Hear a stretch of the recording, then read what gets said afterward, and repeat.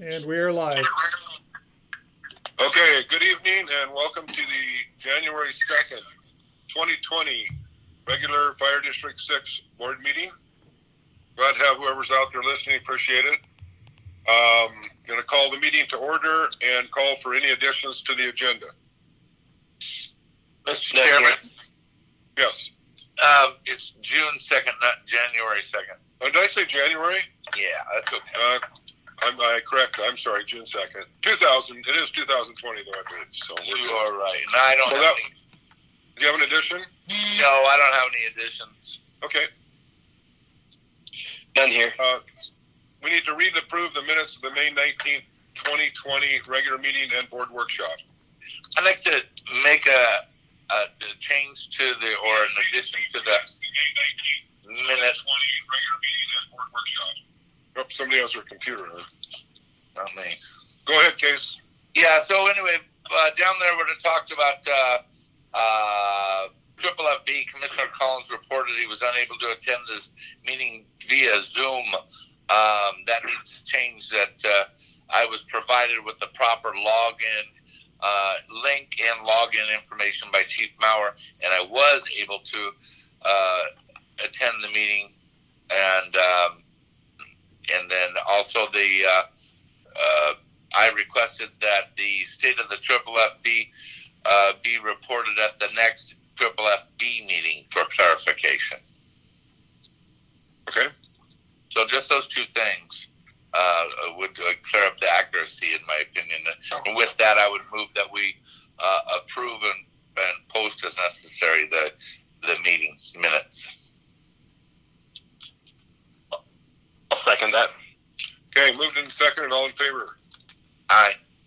Aye. Aye. Aye. Correspondence? None that I'm aware of. Okay. Citizen communication. This is the point in our meeting where people who would like to speak to us concerning issues with Fire District 6 are allotted time. Since we're doing the YouTube thing, if you have any questions or comments as we go along through the meeting, please post those and we will get back to you. Community reports, health and safety. We did get that, didn't we? Yeah. Yeah, so I'll just go ahead and report for AC Russell. But currently we have a BC reamer working on a radio patch device that will help for us in buildings where we don't get out with our radios. We have an exposure protocol that we've developed, and they're going to keep working on that and make sure that we stay up to date with that stuff. Generator checks are being discussed, and we're waiting on more information from the maintenance division. The rehab and air rig, Arnie's going to move the old Cascade station and fill station out of it, and Chief Baum is working on making it an air rig rehab combo response unit. So new business, coverall suits, inventory cleaning procedures update tomorrow on shift. We noticed that bleaching them down was breaking down the suits faster than we wanted to, so they're coming up with different care methods for those. The communication continues with public health in regards to the care facilities, exposures and COVID-19 related contacts, and we can add Chief Russell if you guys have more specific questions about these. We're trying to do a tiered response on our response levels to where we don't put all emergency responding personnel into a hot zone. And then they're doing some exposure control plan review. So no documented exposures are in Bufu this month. We had one injury from a Halligan, no time lost, and we had one shoulder injury while they were moving for insurance. They received medical care. Chief, I have a quick question for you. Yes. The old Cascade system and fill station, I assume, came out of Air 6-1? That's correct. And what are we doing with that? Is that surplus? Is there another department wants it? Do you have other plans for it? I will let Chief Newberry speak to that. Okay. We don't have a use for it in district, and so what I had anticipated we do is compile that with a few items that we have for surplus and present it in an upcoming board meeting and you have normally been allowing the fire chief to dispose of those items as she sees fit. That's fine with me. I just asked the chief or you, chief, to see if there's anybody within 100 square miles, anybody locally, even Skamania or Cowlitz County, that could use that cascade system to see if we could help another department out before we send it to auction or someplace. That would be my only comment.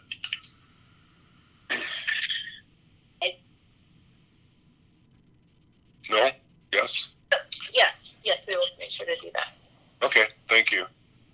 I appreciate that. I just think it's important if somebody else can use it. So, Question from the board secretary. Yep. And that still has to be declared surplus, however, correct? Right. Yep. Okay, no parade, no risk management group meeting, and no triple FB. So we're through committee reports, and I will call your attention to the consent agenda. Move for approval, please. Second. Moved and seconded, all in favor? Aye. Aye. Thank you, gentlemen. Chief's report, personnel action report. So I missed a big anniversary last month at your board meeting, and that was Battalion Chief Brian Baum had 25 years May 1st. So I just wanted to make sure we got that in there this month. As of June 1st, 2020, Captain Greeley and Tim Knitz both had 24 years. Myself, Chief Newberry, Captain Olafson, Captain Reese, and Damon Gano all had 21 years. And currently we're in the process of doing our service recognition ceremony, where we won't have a ceremony, but we're still recognizing our personnel. And this past year we had Commissioner Dean Blinke, Chief Jerry Green, Captain Craig White, Firefighter Paramedic Mike Swanson, and Volunteer Coordinator Meryl Thompson all retired. Okay. And we've seen that on Facebook. I appreciate it. That's nice. I think it's well received. Yeah, I thought the videos turned out great. We Hey, will social distance and deliver their flags. That's ready. Yeah. Facility project update, Chief Newberry.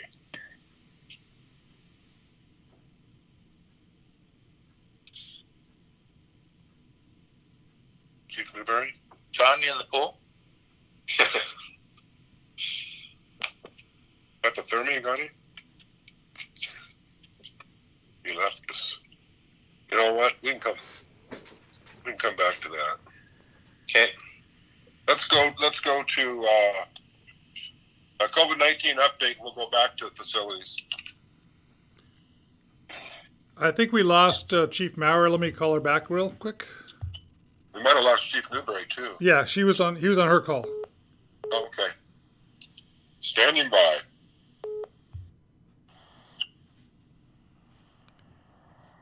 Sean and I got disconnected, Dave.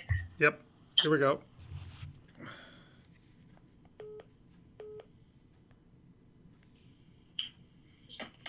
Okay, is everybody there? You lost me too. I'm back. All right. I'm going to hold the broadcast for 1 minute. We'll call everybody back here. Okay.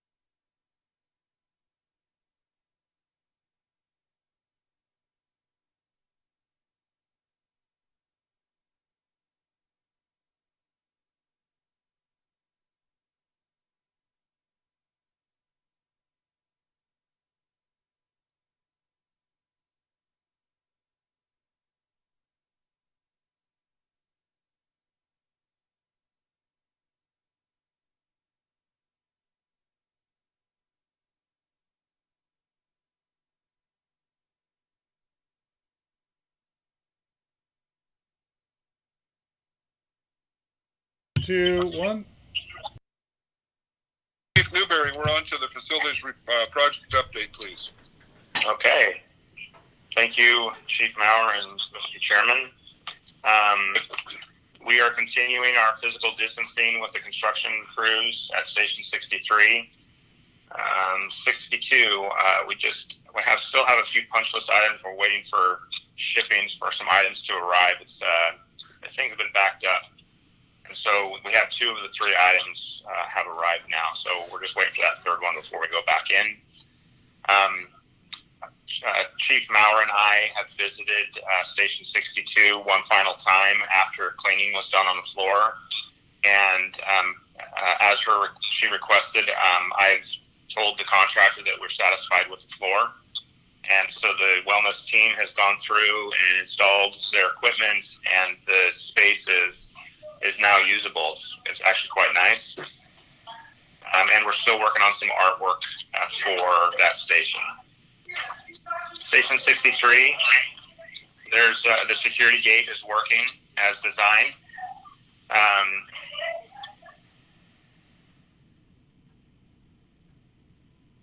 Sorry, I had to yell at my kids. The security gate's working as designed. It's been programmed. It's now scheduled during the business week to open early in the morning and close about 5:30, so that the construction crews can have access. That keeps us from having to distribute a bunch of cards. When we get closer to finishing that part of the project, the second part of the project, Chief Maurer and I will meet regarding the security of the station. Signage. So as I mentioned in the memo, we only had a contract for numbers, street numbers on the side of the building. And so we have taken that over from the contractor, and we are getting a few bids right now for signage on the building. And I'm sure that we'll run that past you so that you can see that once we've decided on a design. Interiors, we're just having some issues with the artwork not being quite to the quality that we had hoped.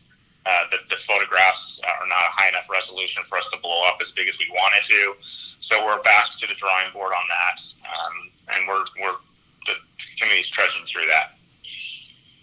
The training tower, I don't know if you've all been by it, but it is, the red iron is up. It's quite awesome to see that finally come into fruition after all these years. The interior walls are being laid out, and it's going really well. It's really exciting.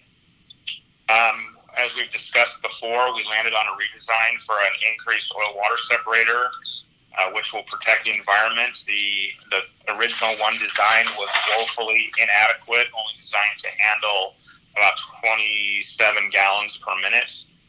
And so we've had to go back to the drawing board on that and redesign that entire system. And we're looking at a sizable change order to put that in. That will be probably run by you at your next board meeting, but we're looking at the $30,000 to $40,000 range. I initially, when I wrote this, said 10,000, but I received notice this afternoon that it was going to be quite substantially more than that. We're still working with the electrician who is just had a baby, so he's taking a little bit of time off, but we're developing a design build for the electrical work in the tower. And but everything's moving ahead. Everything's still on track for July 16th. And then finally, we have 2 dogwood trees that were donated by one of our citizens who the Engine 63C crew helped, actually had a life-saving efforts for a young woman that you probably saw on Facebook. She's donated a couple of trees, and we are going to have a small, tasteful plaque next to one of these trees that will sit out behind the fire station and commemorate the efforts of the crews. Very nice. So, yeah, it's a super special family. So, Yeah. The change order spreadsheet has been updated for your review. There's been a lot of activity on it. You can just see a few things there at the bottom, and I'm available for any kind of questions you might have. Commissioner Collins here. Hello, sir. Hello. In regards to the signages, number one is Vancouver Sign Company still one of your vendors making a proposal for the letters for the building? So yes, the short story is yes, they are now.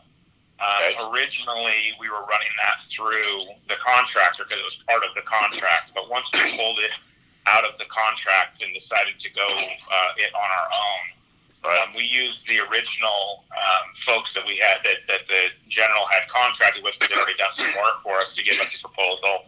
But I've also submitted that to Vancouver Sign to see what they can do. I'd really like to see the monument sign and the building signage matching, and I think it would be great if it could be done by one vendor, but it will come down to probably some dollars and cents when looking at how that looks. So, agreed. And the second part of my question is Vancouver Sign's production up and running, and are we moving forward with our street side sign? Yes, it is up and running. Chief Maurer and I revisited the proof because it had been a couple of months since we had made the order. They are back in production, limited production, but our sign is on the docket to be manufactured. And we're just looking at, because we have decided on some building signage, we wanted it to match the sign a little bit better than it did. So we were making a few tweaks, and we're just waiting for them to come back with a proof for us on that. Who's your representative you're working with there? His name is Ron. Robin? Yeah. Yeah, he's done a lot of good work for us over the years, and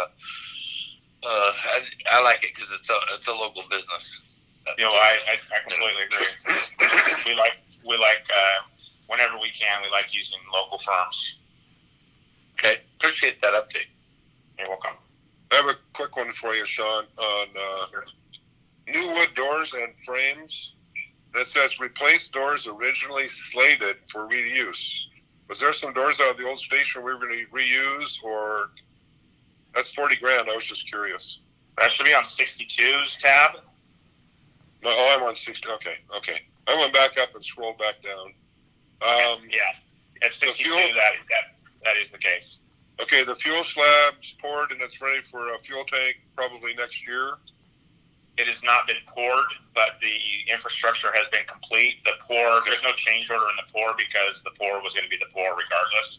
But we had to add some bollards, and there's a few tweaks that we had to do. But yes, it will be ready for us if and when we decide to move forward on it. Okay, thank you. You're welcome. Anything else for Chief Newberry? None here. None. Thank you for the update. You're very welcome. Thanks, Sean. Okay, it does not show any old business. Is there any old business?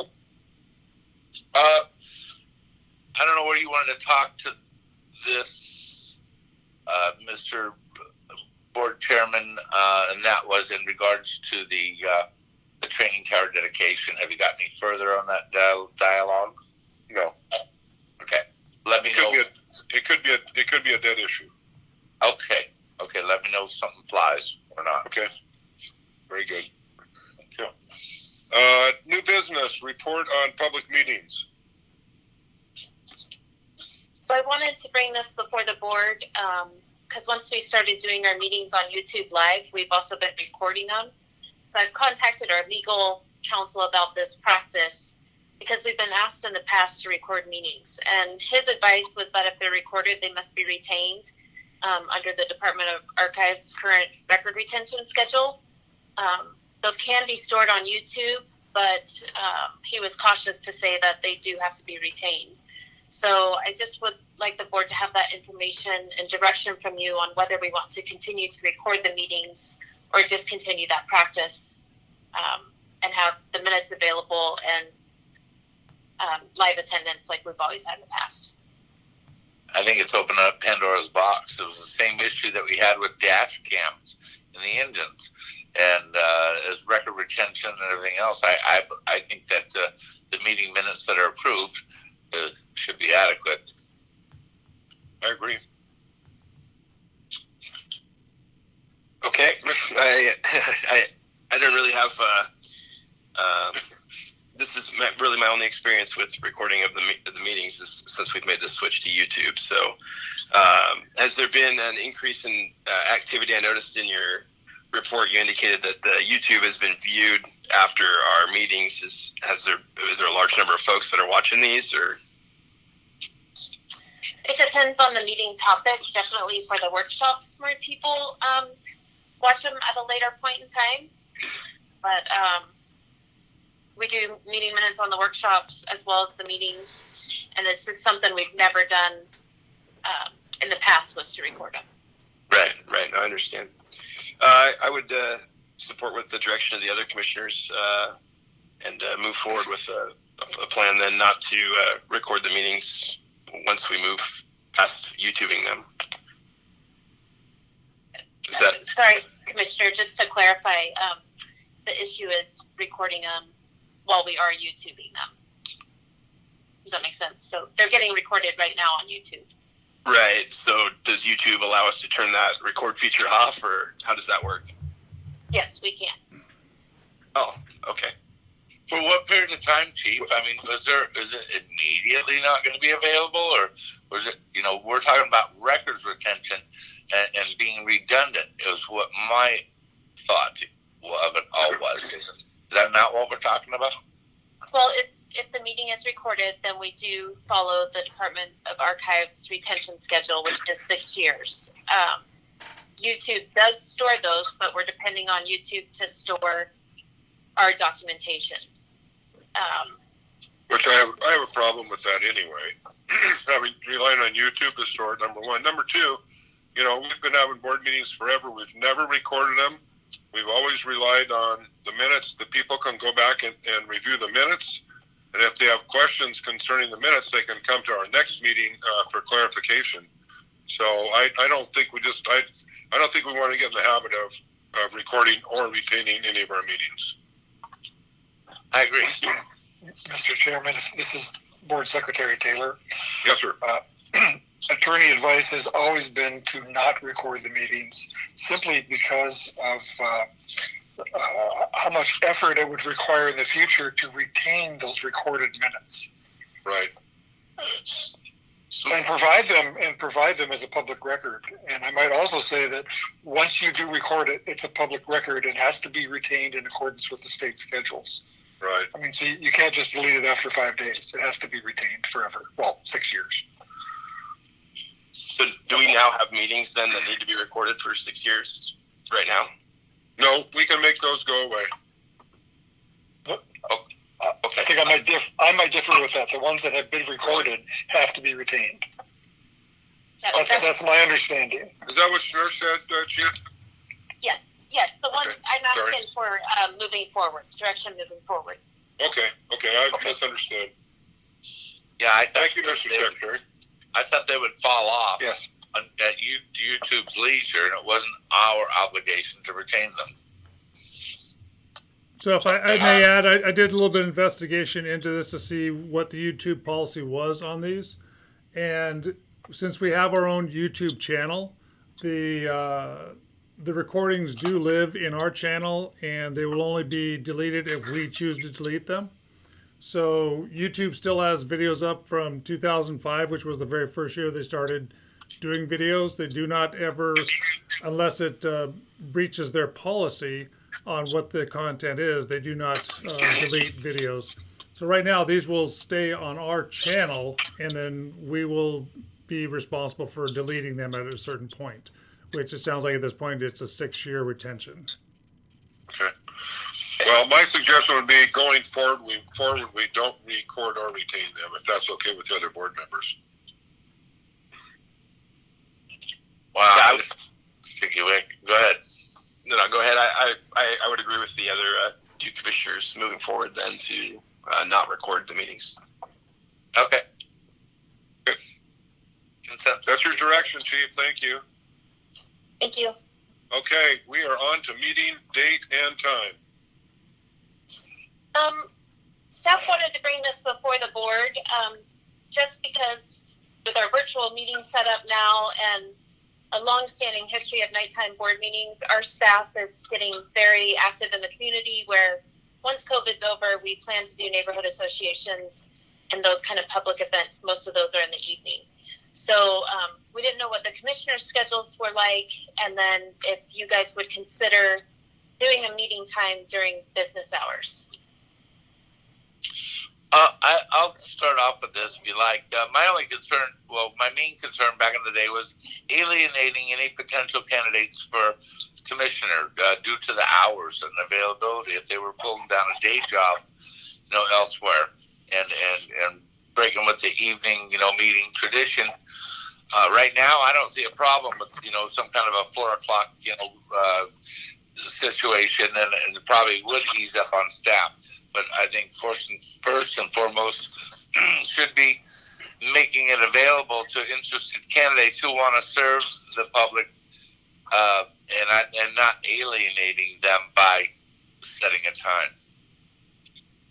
That's not, that we are not already familiar with. But right now, at this particular time, I wouldn't have a problem with the 4 o'clock set with this existing board. If that was something that we wanted to entertain, it would free up some staff time. So I guess it's a double-edged sword for me. I have two issues. The first one is, I know that the public doesn't attend hardly any of our meetings, and I understand that. But if somebody did want to attend one, and it was at 3 or 4 o'clock in the afternoon, and they worked for a living, I don't want to project the image that we're trying to schedule them at a time where a person working a regular H5 job couldn't show up. That's number one. Number two, when we have special recognition of personnel or citizens, and we want their families and kids to try to attend, I think a 3 or 4 o'clock meeting might be difficult for them to attend also. I don't have any problems moving it from 7:30 back to whenever. I would just prefer to have it at a time where friends, families, recipients, or the general public would have an opportunity to attend. So we had a change earlier in the year. You guys made it so that the chief could do swearing-ins and stuff. And so we've always done those, with the exception of COVID time. We've always asked the people being recognized when their family can make it, and we've scheduled around that. But I understand the public concern. It would be easier for me then to stay with the time that's currently done versus a 3 or 4 o'clock. I work on certain meetings that we do have, so taking time off to attend would create a problem at 3 or 4 in the afternoon. Commissioner Piper, on those dates that you're on duty, affording the opportunity to telecommute to that meeting, is there a way that you can break out in your duty time to attend the meeting, via telephone? Is that an option for you? Yeah, there is some flexibility there. It would just be hit and miss, and it's really not every meeting that it impacts my schedule. It's just how the shift falls. So there is some flexibility there, yes. Yeah. Oh, Commissioner Piper, is there a better time for you? It's tough to say, right? I mean, I'm on B shift, so it's the same B shift that we're working here. I'm just speaking from the point of if I were to take time or to go back to work, 3 or 4 o'clock with the commute traffic and then going back. A morning time is certainly doable because either I'm going home from work or I'm going to work late, but that doesn't capture the citizen input that I think that the other commissioners would like to maintain, that we have that availability. And I respect that too, allowing for that.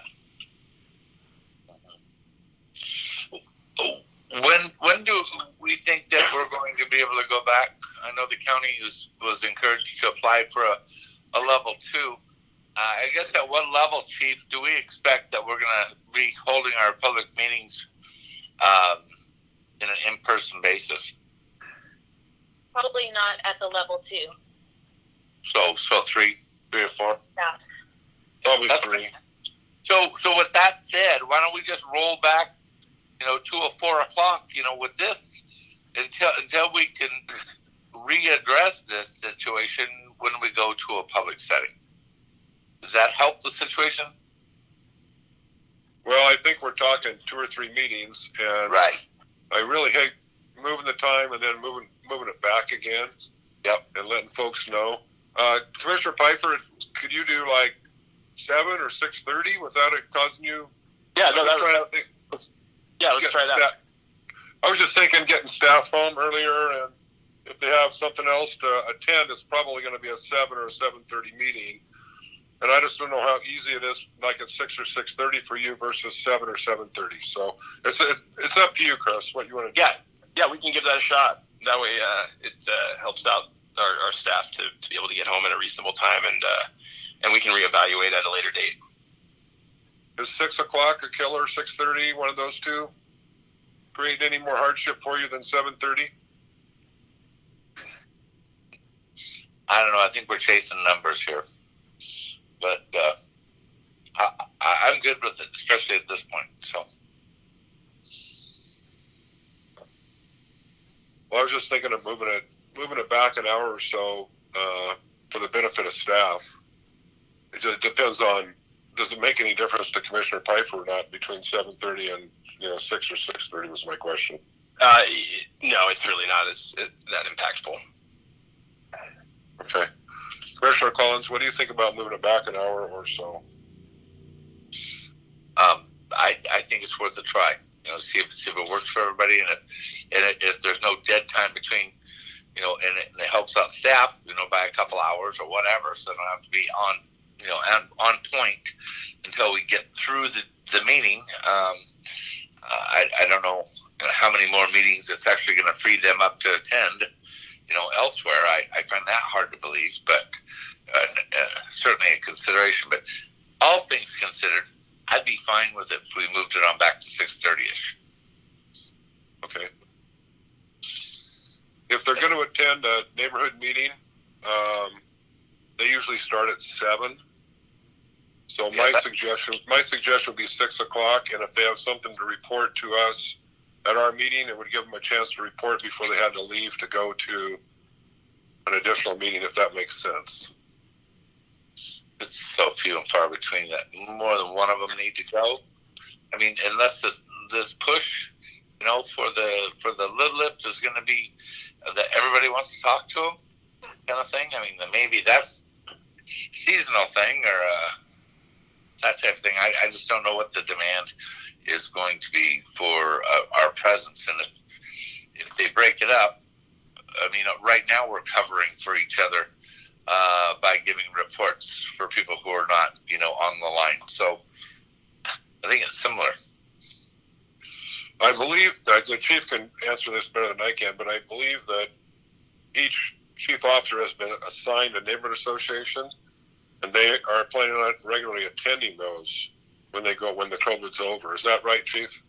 That's correct. Each chief officer has 2 to 3 either neighborhood associations or public groups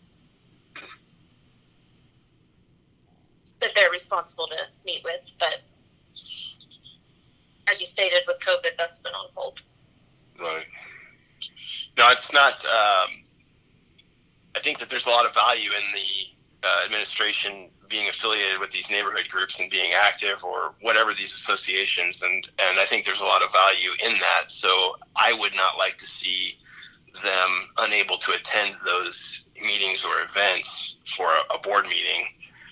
However, we can accommodate those as they do come up. I'm not sure of the frequency of those meetings, though. One of us will probably be at a meeting every other month, but definitely not all 4 of us at once. Okay, Commissioner Piper, we're going to let you pick 6, 6:30, or 7 o'clock. Well, let's just do 6.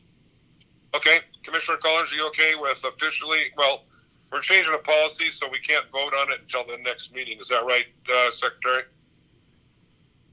No. Yes, that's correct. Board Right. policy. We have to do 30. Yeah, is it 30 days or the next meeting? I can't remember. I think it's 30 days, isn't it? It's the next meeting. The next meeting. Thank you. So we can't take any action on it till the next meeting. So we can discuss it further at the next meeting, but tentatively, we're talking about moving it back to 6 o'clock, and we'll just go from there at our next meeting if that's okay with everybody. That's fine, but you have the latitude to go ahead and set the time and date of the next meeting, and then. Only if it's an emergency meeting. I can't change the meeting date myself for time. Oh, okay. I thought with enough notice you could put the motion in approval. Were you going to say something, Dave? Taylor? I was just going to mention that with the regular board meetings, it's a lot more restricted on changing it. Okay. You have to have board action to change the regular meeting. Okay. So this will be the first reading, and we'll have it under new business or old business on the next meeting agenda. Old business at the next meeting. Yes, sir. Okay. Sounds like house cleaning. No problem. Any other new business? I just wanted to point out. Sorry, I just wanted to point out to the board that there is a public comment on the YouTube live stream. Oh, okay. Can we get that read, or I'm not seeing it here? There we go. I can read it if you like from Brad and Frank. Yeah, go ahead and read it for everybody, will you? The OPM Act states, that's the Open Public Meeting Act, states if a meeting has currently been recorded, it will need to be retained for 6 years. I do not know how long YouTube will keep them. I think the board already covered all this. We did. Yes. Thank you. That's Brandon Vic? It's Brandon Frank. Frank. Frank. Any other new business? Hearing none. Round table, good of order. I only had two, and the first one was Abby Davis, which Chief Newberry already addressed, and they're going to do their luncheon tomorrow with the tree planting, and then our years of service ceremony, which we've already talked about. Okay. All right. Anything else, gentlemen? None here. I'm just hoping that, we can get back to business. It seems kind of reversed that the state would ask the county to reapply for a stage 2, so they must be ready to issue that stage 2 if they're asking the county to apply for it. Any other thoughts on that? That would make sense to me. We can only hope. Right. So it sounds like we're going to be going to stage 2. Hopefully within a week. I don't know. Anything else? Taxes, property taxes due tomorrow outside the extension. Right. And hopefully we can get a report on what we've received that we got by April 30th, and then maybe we'll get an update on the taxes that were paid on June 3rd. I will have that for you at your next meeting with the budget performance report. Excellent. Thank you. Casey, did you have a comment about, you sent me a 10804 Highway 99. Is there something going on there? Yeah. So the plans have been approved for the upgraded section, which was the Cahill side of the car lot on Highway 99, which is in the front of 10804, and they're approved for some new units to be put in there. I think, it's going to be a big improvement over what we have now. They had already started construction on the what was originally the overseas cargo containers affordable housing project, and I think they switched gears on that and expanded that. But the plans that I saw that were approved, showed some new, nicer units along that front section, and then going back into Cahill's or 10804. I think that's also called Cahill's, and Callahan's. Like the first 5 units to be replaced, and his whole plan is to resurrect that whole area. But the first section has been approved, and they're underway. I saw him put rock and excavators on the ground today. Oh, good. Oh, okay. Anything's an improvement, right? Oh, it is. He's excited about it. Good. Excellent. It's a local Thank guy. you. Good stuff.